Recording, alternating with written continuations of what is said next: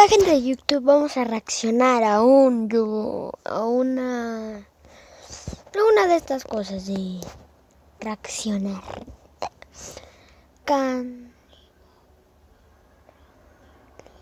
Vamos a ver este youtuber que se llama TikTokers. Bueno, vamos a ver.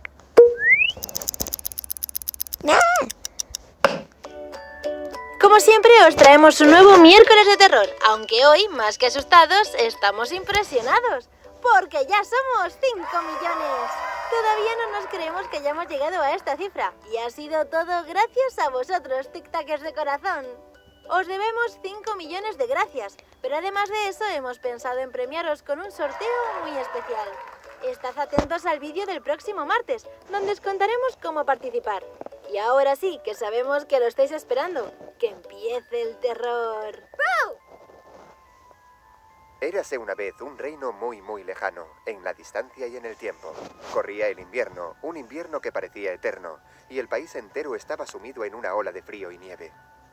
Apartado de los poblados y bosques blancos, justo en el centro del reino había un gran castillo, protegido por altos muros y multitud de ojos que vigilaban día y noche. En él habitaba un ser muy especial, la pequeña princesa Alexa.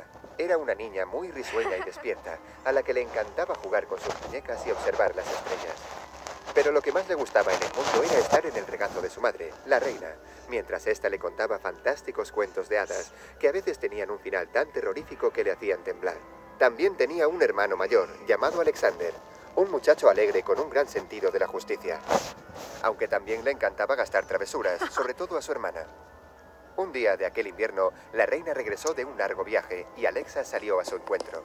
Se extrañó mucho al no ver también a su padre el rey, pero supuso que estaría atendiendo otros asuntos de palacio.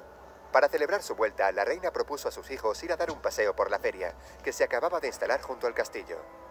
Alexa disfrutaba yendo de un lado a otro, viendo a los juglares y tragafuegos. Pero al coger la mano de su madre para que la siguiese, notó una sensación extraña, como si estuviese más fría de lo habitual. Ella le tranquilizó con una sonrisa y señaló hacia otra atracción apartada de las demás.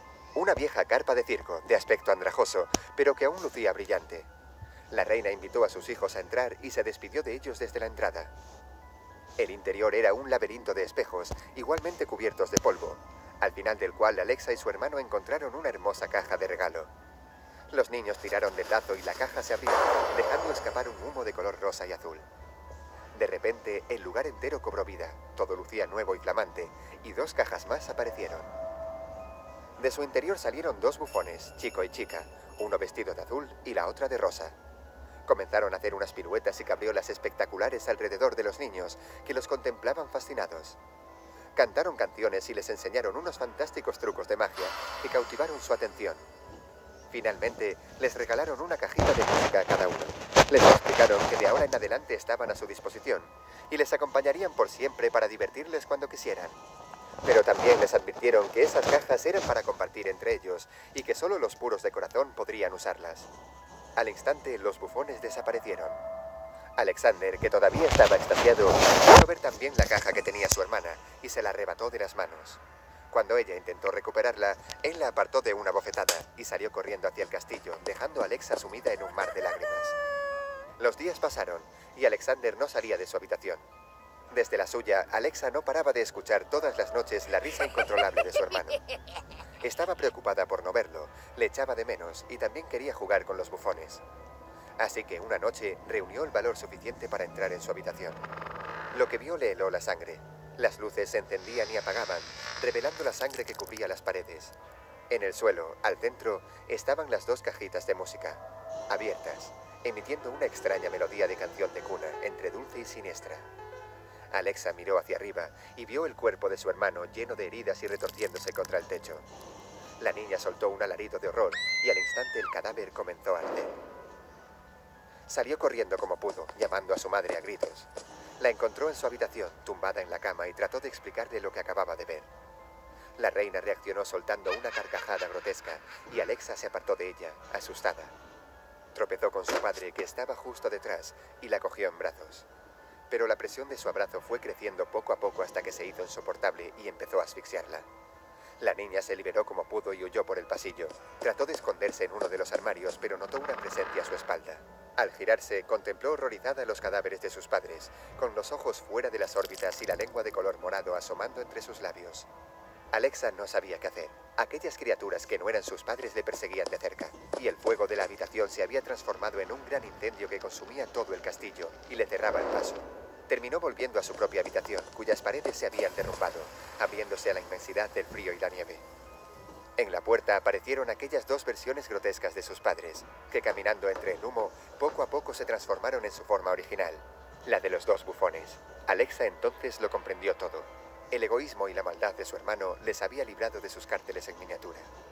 El bufón se acercó a ella lentamente con su sonrisa maligna. De su espalda asomó una maza de colores gigante, tan grande que parecía imposible sostenerla en el aire.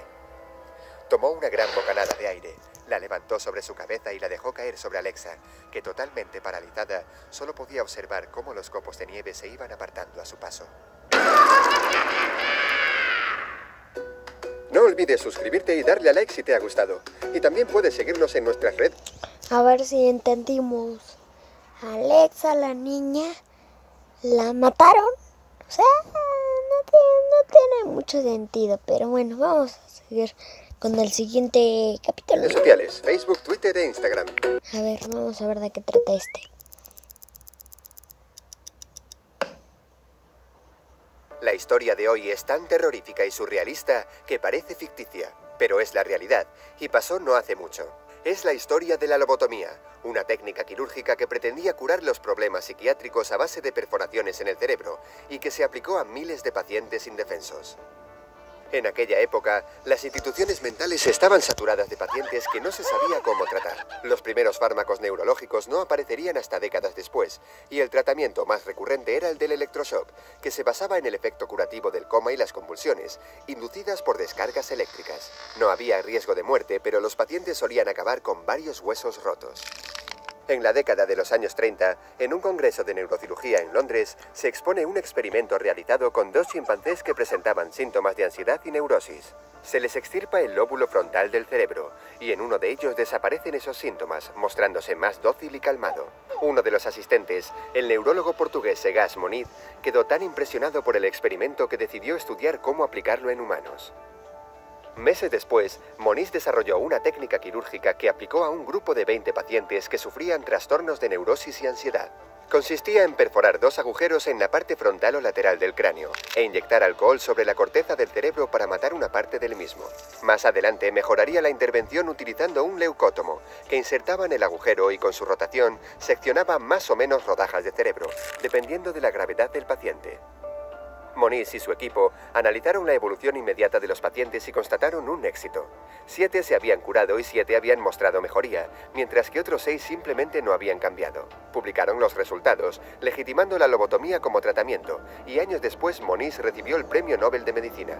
Desgraciadamente, en 1939, uno de sus pacientes, descontento con su tratamiento, le disparó 8 tiros, dejándolo con movilidad reducida el resto de su vida.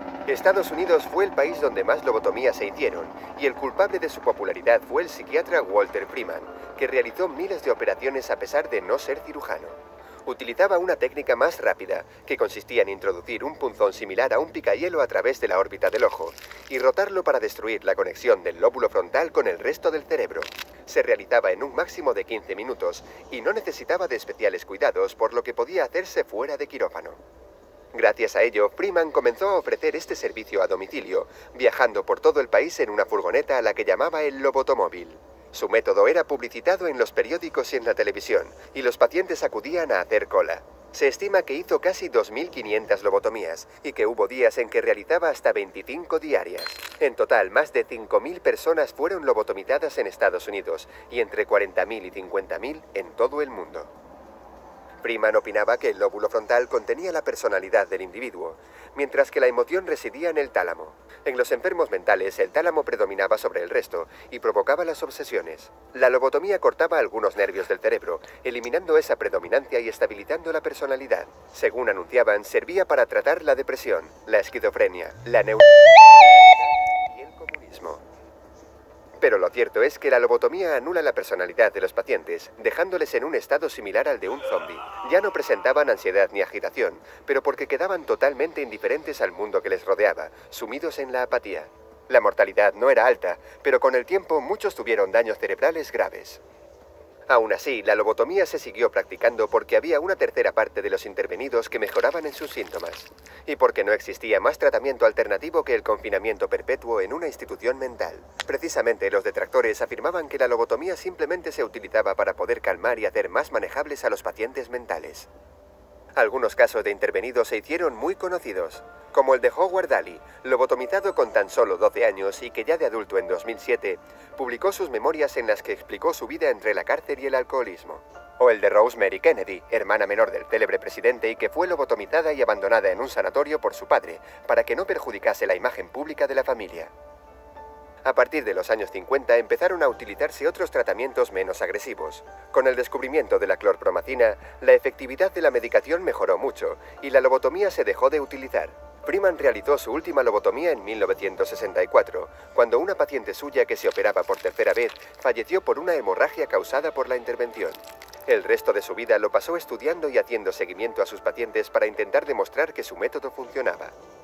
Sin embargo, se demostró que la lobotomía solo tuvo una efectividad del 10% y por el contrario provocó secuelas irreversibles en la mayoría de personas. Con estos datos en la mano, un grupo de familiares de afectados viene reclamando a la Academia Sueca que le sea retirado el Premio Nobel de Medicina Egas Moniz por considerar que su logro ha causado más daño que beneficio.